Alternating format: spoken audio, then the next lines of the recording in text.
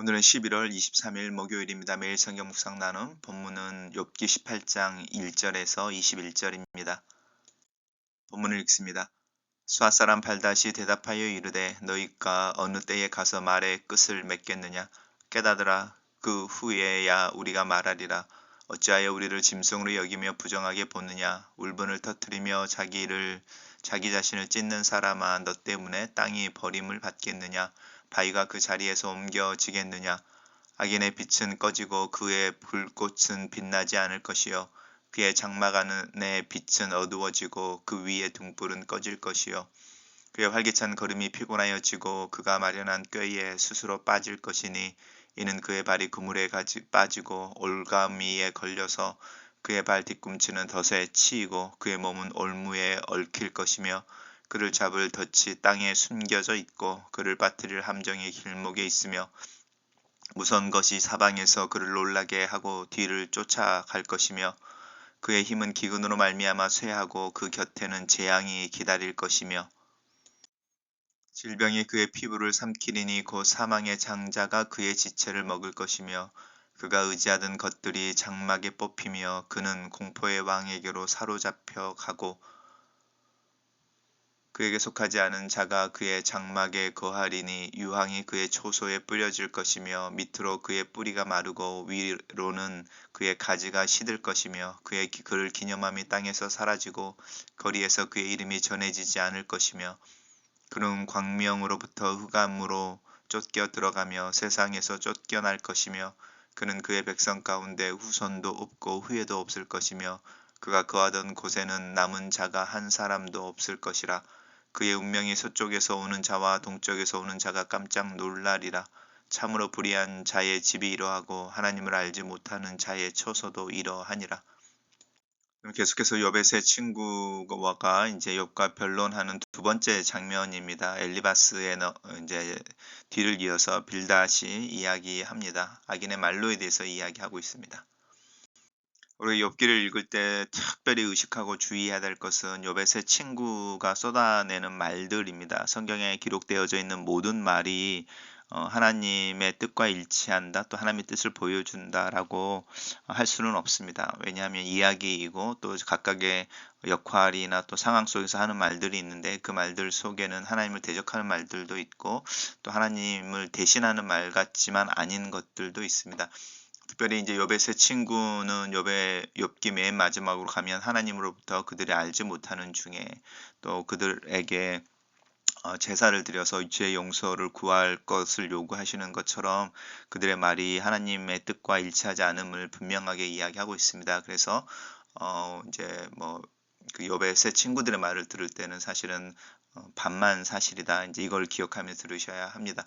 두 번째입니다. 빌닷이 이제 일어나서 욥에게 대답하는 거죠. 이제 욥이 계속해서 자신들의 조언에도 불구하고 무죄 또 애매한 고난에 대해서 이야기하고 오히려 죽음에 대한 언급과 또 하나님에 대해서 항변하고 있을 때에 이제 엘리바스와 이제 빌닷이나 또 이제 세 명의 친구들이 두 번째 욥과 이제 변론할 때는 이제 거의 뭐 숨기지 않습니다. 처음에는 그냥 권면하는 것처럼 네 안에 죄가 있으니 하나님이 너를 징계하시는 것이다. 숨긴 죄가 있다면 살펴보고 회개해라. 이제 이렇게 이야기하다가 이제는 뭐 완전히 내놓고 말을 합니다. 너희가 어느 때 에 가서 말의 끝을 맺겠느냐 깨달으라. 이게 자신들의 말을 왜 이해하지 못하느냐 이제 이렇게 이야기하는 거죠.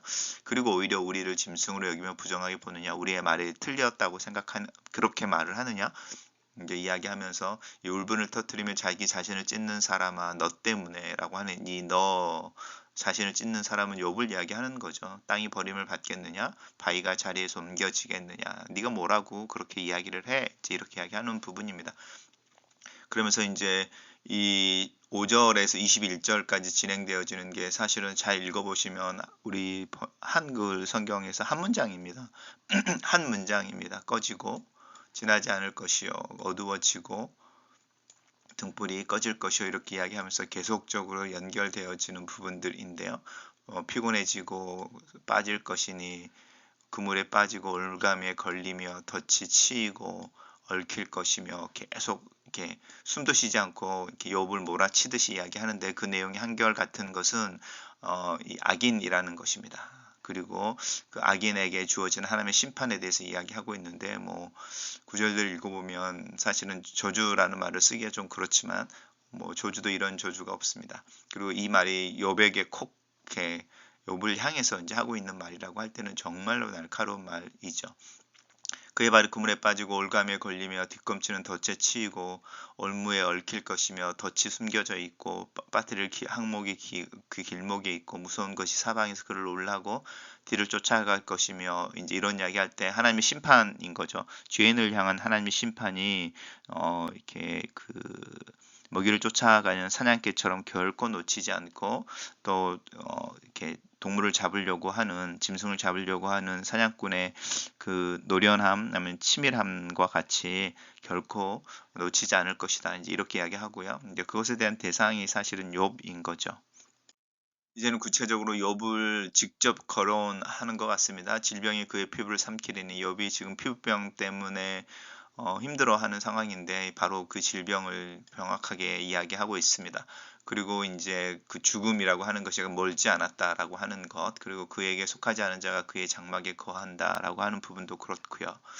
그리고 이제 유황이 그의 초소에 뿌려질 것이며 지금 욥의 모든 재산뿐만 아니라 이제 그 자녀들 그리고 욥이 살고 있었던 집 뭐 이런 모든 부분들이 허물어져 버리지 않았습니까?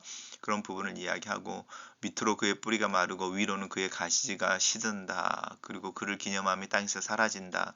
이름이 전해지지 않을 것이다. 특별히 후손도 없고 후예도 없을 것이다. 즉 모든 자녀들이 죽어버린 상태에 홀로 아내도 떠나고 홀로 남아 있는 이 욥의 상황들을 뭐 가슴을 이렇게 창으로 이렇게 칼로 후려 파듯이 직접적으로 묘사하고 있습니다. 그러면서 참으로 불의한 자의 집이 이러하다. 네가 불의하다는 것이죠.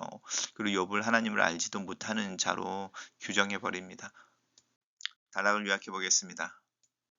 발닷은 욥을 울분을 터뜨리며 자신을 찢는 죄인이라고 규정하면서 욥의 결국이 올무와 죽음, 저주와 멸망이 될 것이라고 말한다. 이렇게 정리했습니다. 매일 성경의 묵상 나눔입니다. 빌닷은 죄가 없어도 하나님이 고난을 베푸실 수 있다는 욥의 말을 궤변으로 여깁니다. 얼마나 억울하면 그렇게 말할까 하는 고민조차 보이지 않습니다. 빌닷의 모든 생각과 말의 기준은 보응의 원리입니다. 그것을 절대 진리로 내세워 고통 중에 있는 친구를 더 깊은 고통으로 밀어버리고 있습니다. 그로 인해 욥은 육체적 고통을 넘어 심각한 마음의 고통까지 경험합니다.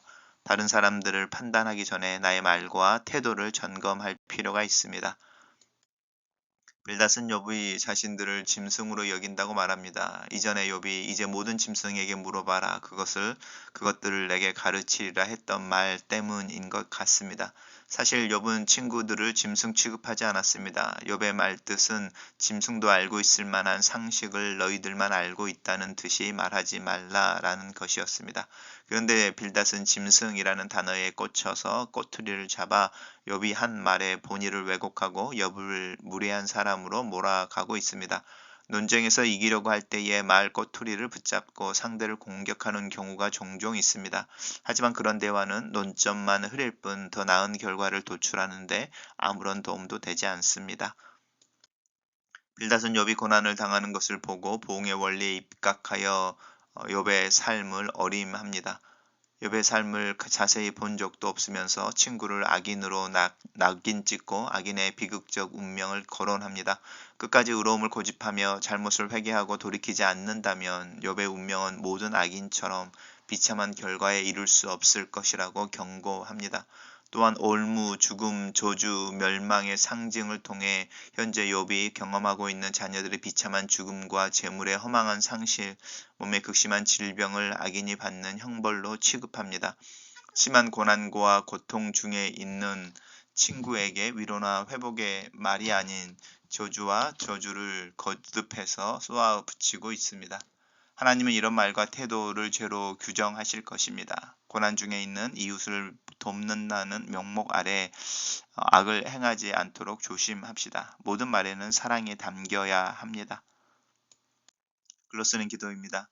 살아계신 하나님, 내 자신의 고난과 역경을 만날 때 잠잠하고 하나님을 바라게 하시옵소서. 타인들의 공경과 아픔 앞에서 침묵하며 그들을 이해하고 공감할 수 있게 도와주시옵소서. 내 지식이 나를 교만하게 하지 않고 내 마음이 분석보다는 이해를 가지게 하시옵소서. 규정하고 정죄하기보다는 사랑과 관심으로 대하게 도와주시옵소서. 그리스도의 마음이 내 삶의 성령의 열매와 같은 성품과 사랑의 구체적인 모습으로 나타날 수 있도록 나를 도우시고 성장시켜 주시옵소서. 예수님 이름으로 기도합니다. 아멘.